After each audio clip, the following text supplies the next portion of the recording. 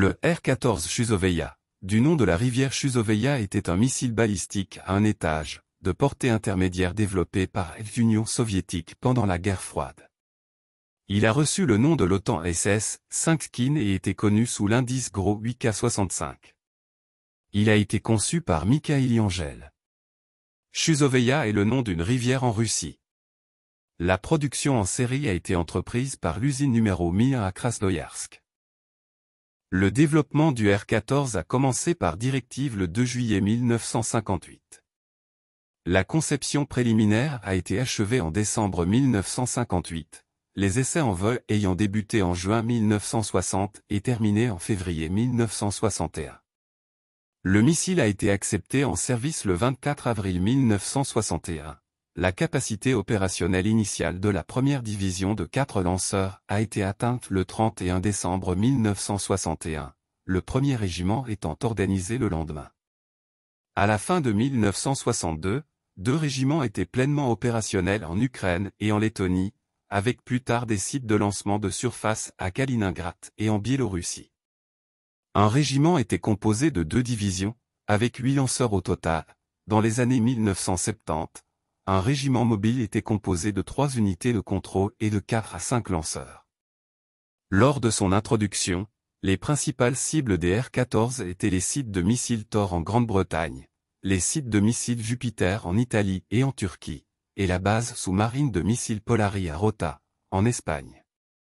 La production du missile a été initialement réalisée dans l'usine 586 de Dnepropetrovsk et dans l'usine 1001 de Krasnoïarsk. Le moteur RD-216 étant construit uniquement dans l'usine 586. À partir de 1962, la production a été transférée exclusivement à l'usine d'aviation 166 de Omsk. Avant le début de la crise des missiles de Cuba en 1962, l'Union soviétique avait prévu de déployer 2 régiments avec 32 missiles balistiques intercontinentaux R-14 et 16 lanceurs à Cuba. Au moment où les États-Unis ont déclaré la mise en quarantaine de l'île, 24 ogives nucléaires d'une mégatonne étaient arrivées, mais aucun missile ni lanceur n'avait encore été expédié.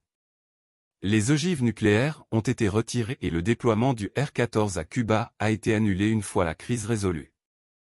En mai 1960, le développement de la version R-14U, universelle, qui pouvait être lancée à partir de plateformes de surface ou de silos de missiles complexes, Chusoveïa, fut autorisé et les tirs d'essai commencèrent en janvier 1962. Dans la version lancée à partir de silos, chaque régiment était composé de 2 divisions, chaque division étant un emplacement unique avec un point technique de commandement et de contrôle renforcé et 3 silos. Les silos étaient placés à au moins 100 mètres de l'autre autour du point technique.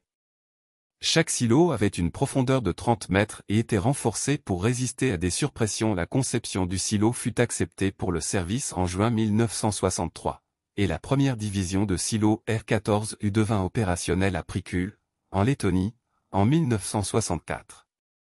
Des complexes furent également construits dans l'extrême-orient russe, au Kazakhstan et en Ukraine.